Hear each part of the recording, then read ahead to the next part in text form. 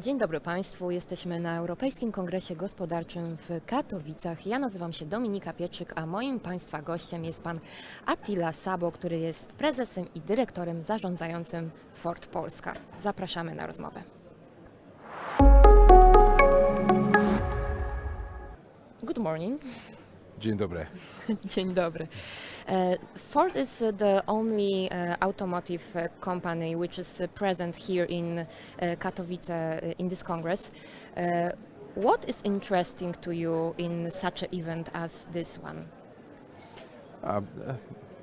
I have never checked that whether we are the only one or not, but for us it was very important to be here because through this European Economic Congress, I think we can reach such small and medium enterprises, such big companies, and such players in any kind of industry who can benefit of our Ford Pro offer, of our Ford Pro services, and I think it was a fantastic opportunity to show our newest Ford Pro vehicles here, as well as we provide to the VIP guests a transport with our Mustang Mach-E electric vehicles.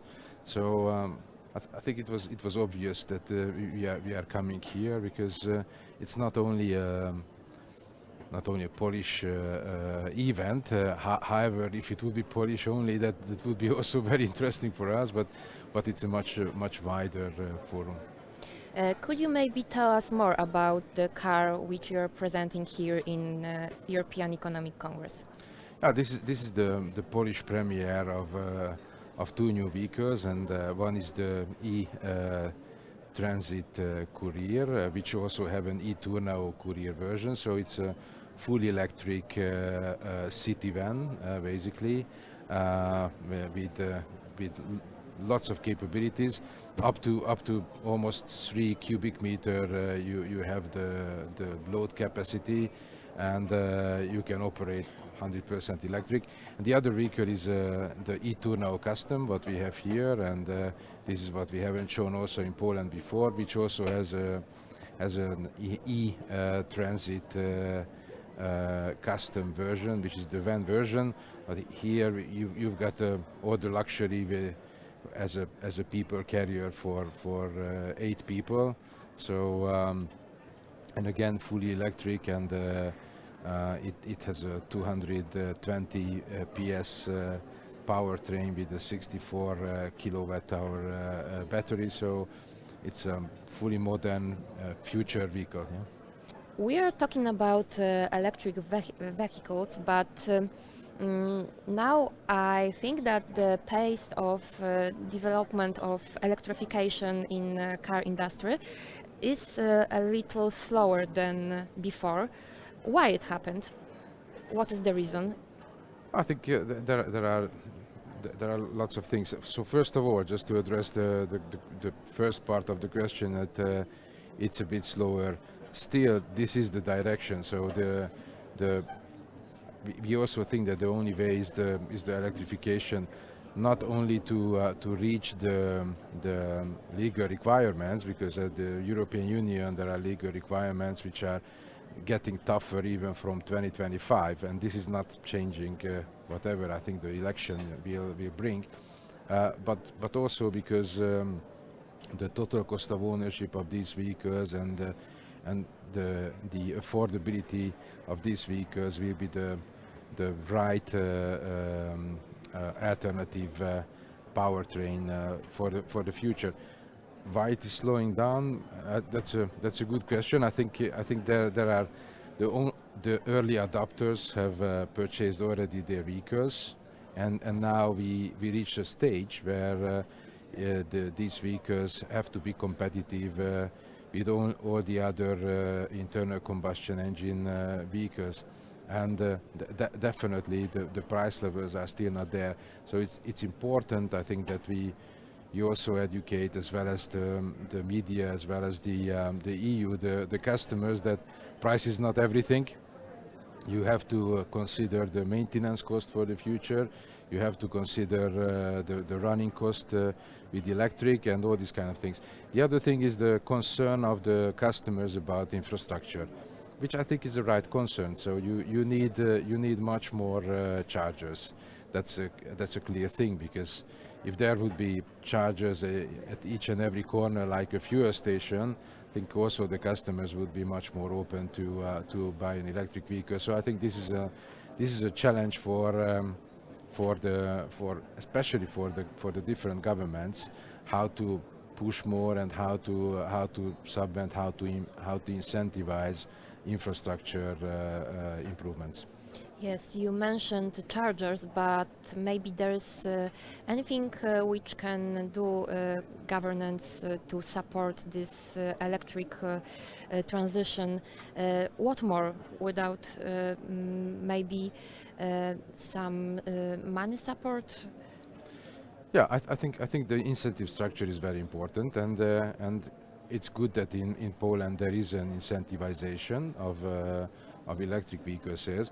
And the good thing is that in commercial vehicle area, so there is up to 30%, if I remember well, the incentive level for electric vehicles, which I think is a great number. So that helps also the customers to invest earlier into commercial vehicles, electric commercial vehicles, and I think electric commercial vehicle sales will grow even faster probably in the future than passenger cars, because those customers are always calculating, so they recognize earlier the advantages of an electric vehicle.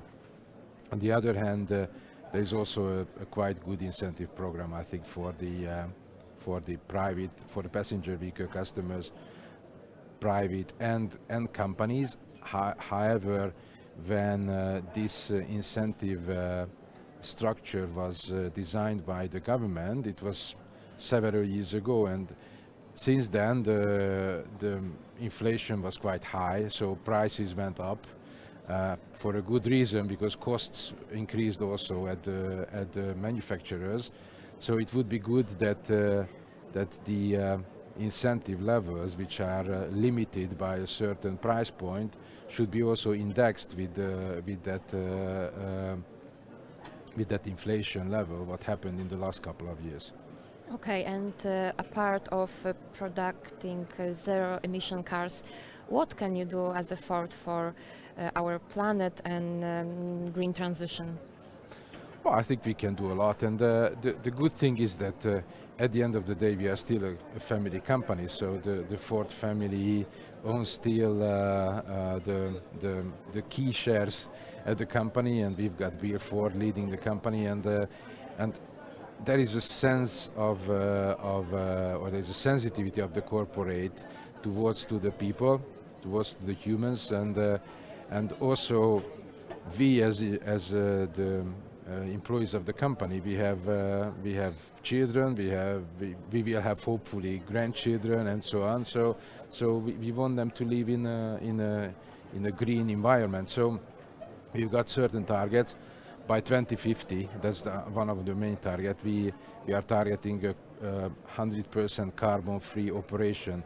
So the whole supply chain, our operation, sales, logistics, everything. There is also a big target on plastic. So whatever plastic we are using in our vehicles should be recycled or coming from a renewable source. So no additional plastic to be created. So we will recycle everything and use those one only for plastics. Also from plastic side, by 2035, I think we will not use any single-use plastic. So we will have only reusable plastic in our production operation. And I think what is also important to add is that we will not take in the future any fresh water only for human consumption, but for any production process there will be no fresh water use. So we will recycle all the water all the time and use that again and again and again.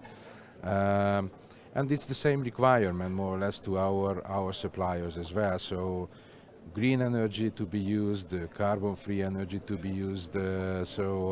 and the supply chain should be also fully green. So we can do a lot, and this is in our agenda. Yeah. Okay, and what are your upcoming plans in the Polish market? We have a busy year this year, so we are introducing lots of new vehicles. That's the most important. That now we are just introducing the new Kuga, new Ford Kuga. We are going to introduce the new Ford Puma, and in the same time we are also going to introduce the Explorer electric vehicle. So this is going to be a key milestone for us, because this is going to be the first European produced electric passenger car for Ford, and we will come up with another electric passenger car before the end of the year, and also the electric Puma is on the horizon. And in the meantime, we've got all these electric and plug-in hybrid commercial vehicles which we are coming out. Plus, we would like to increase in the Polish market our Ford Pro offers, because now we have an uptime management for our commercial vehicles, and we would like to extend that with some telematics offer. Thank you for our conversation. Thank you very much. Gościem Dziennika Gazety Prawnej był pan Attila Szabó, który jest prezesem i dyrektorem generalnym Ford Polska. Dziękujemy.